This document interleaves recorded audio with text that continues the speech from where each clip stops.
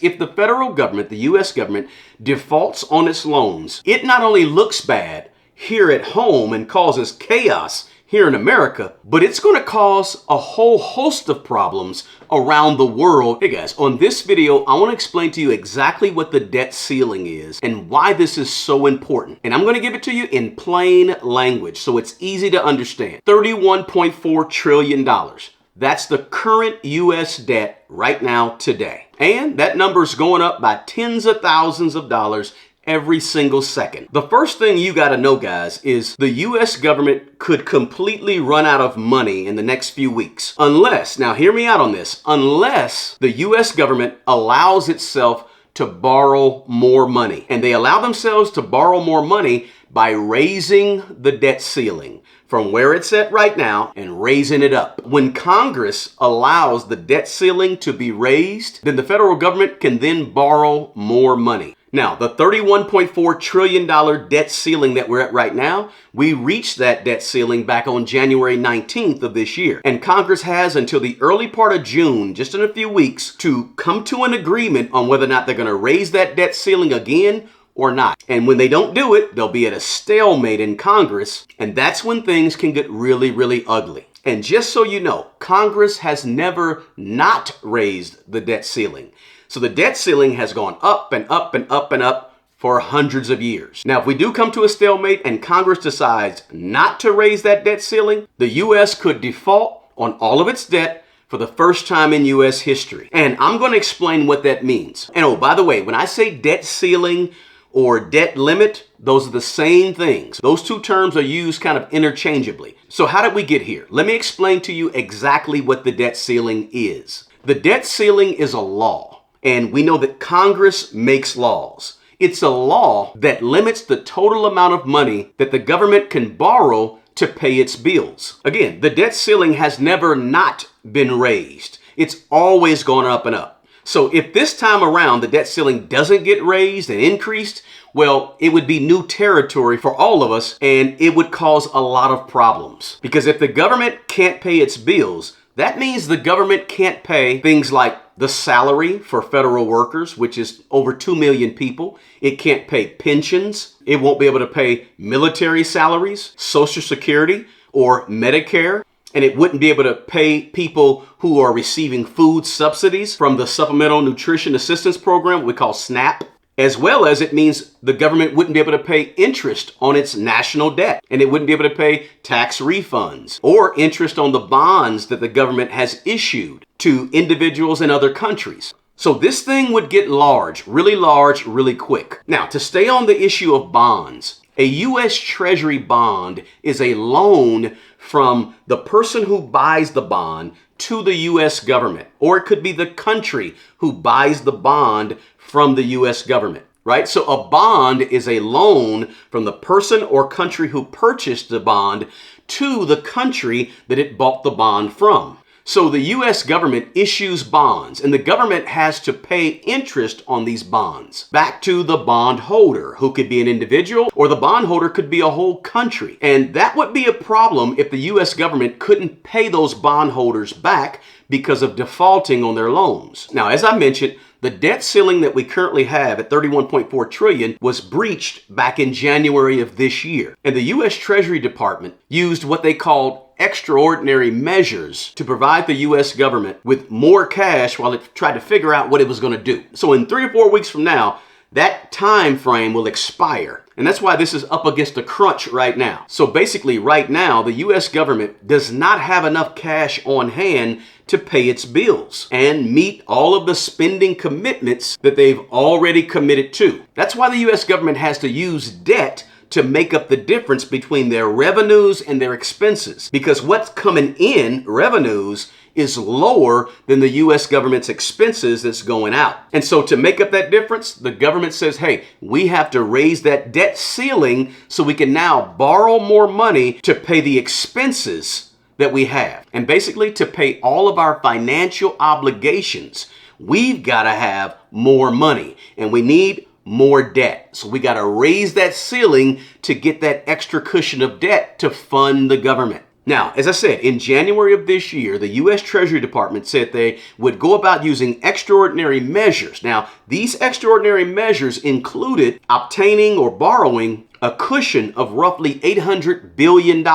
to maintain the government's cash flow for 6 months. And we're just about at the end of that 6 months right now. Now, just so you know, on January 8th, 1835, the U.S. government paid off its entire national debt. Now, that's the only time in U.S. history that the United States has been completely debt-free. The debt ceiling has been raised, extended, or revised 78 times since 1960. So this whole debt ceiling talk is nothing new. The last time the U.S.'s debt ceiling was raised was December 16th of 2021, when the Congress increased the debt ceiling by $2.5 trillion.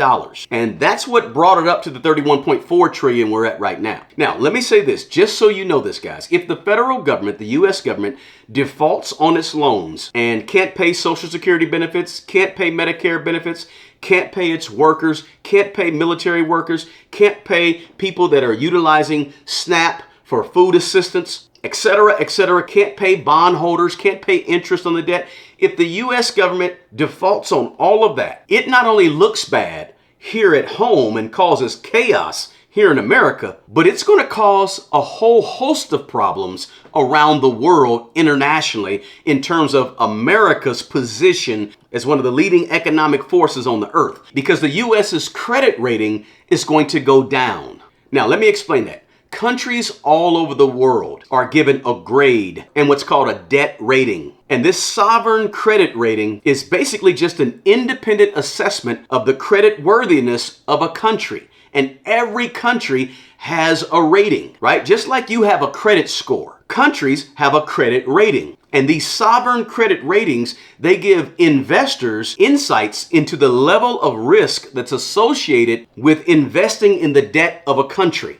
So if one country has a really low rating, then that gives investors cause for pause to invest in that country's debt, right? Because other countries are investing in the debt of other countries through the purchase of bonds and so forth. And that country's credit rating tells those investors, those other countries, whether or not this country can be trusted to pay back the interest on the bond that they are contemplating purchasing from that country. So again, countries invest in the debt of other countries. And you've heard of things like U.S. Treasury bonds, Treasury notes, or T-bills, right? All of those are types of bonds that the U.S. issues in order to raise money. They issue those bonds because, again, a bond is just a loan from the person who buys the bond from the country, and the country is obligated to pay back interest on that bond, right? Because when a person or a country buys a bond or buys that country's debt, they're just loaning money to that country, and that country has to pay them back interest. So other countries buy U.S. bonds. And by the way, guys, click this button right here where I talk about and give a real quick breakdown of exactly what a bond is so you fully understand it. So if the U.S. government defaults and does not raise the debt ceiling, the U.S. government cannot pay back bond interest to other countries or to even bond holders, individuals that may own U.S. bonds. And again, the U.S. government's credit rating will go down. Now, just so you know this also, the top 5 countries that own the most U.S. government bonds or owns the most U.S. government debt, number 1 is Japan. Japan owns $1.1 trillion of U.S. government debt. China owns $859 billion of U.S. debt. The United Kingdom, the UK, they own $668 billion of U.S. debt. Belgium owns $331 billion of U.S. debt. And then Luxembourg, that little bitty tiny country in Europe, they own $318 billion of U.S. debt. Now that's 5 countries who own over $3 trillion of U.S. debt. So these countries and many, many other countries would not get paid their interest on that debt if the U.S. defaults on its loans and doesn't raise the debt ceiling. And again, that would bring down the U.S. credit rating. And currently the U.S. government's credit rating is AA+, right? There's some countries that have a AAA rating right now, but the AA+ is pretty good. That's a pretty good rating right now for the U.S. government. But it will likely go down if the government defaults on its loans. And that will cause interest rates to go up. It's just like you.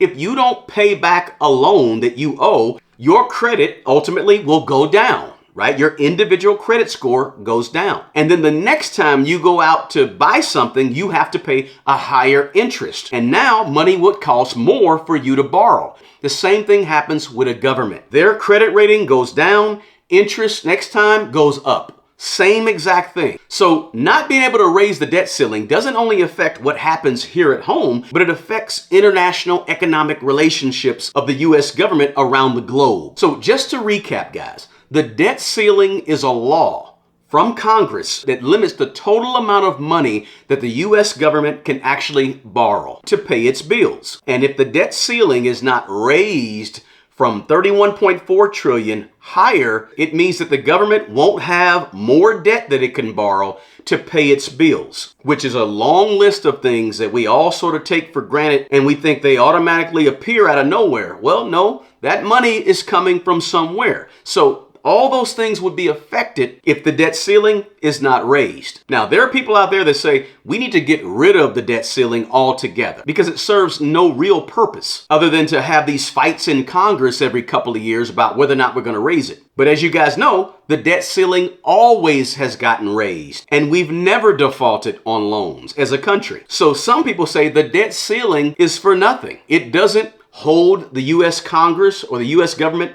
accountable or make them more disciplined with money because we always raise it. So why don't we just totally get rid of the debt ceiling? Now, there's some folks in Congress that say, nope, you know what, America, control your spending, control your debt. And we're not going to vote for an increase in the debt ceiling until you control your spending. That's also sort of a weak argument because the debt ceiling always gets raised. That whole argument caves every time. I just told you that 78 times since 1960, that argument has caved in, right? So listen, guys, on this video, I wanted to give you a high-level idea of what the debt ceiling is and what could happen if we don't raise the debt ceiling. And I wanted to give it to you in plain language that's very understandable. So I hope you guys got something of value out of this quick video. Guys, drop me some comments below. Let me know what you think about this debt ceiling. Raise it or don't raise it? Should the U.S. work on controlling their discipline with their spending and debt or not? Or should we totally get rid of the debt ceiling because it's there for nothing? Let me know your thoughts in the comments below. And also smash that like button for me. And check out a few of these other videos right here, guys, for more on the U.S. economy. I try to explain things in a way that's easy to understand by taking some of that complicated stuff and breaking it down into plain language. Hey guys, the best person to take care of the old you is the young you. Take care of yourself and take care of other people. Until the next video, peace!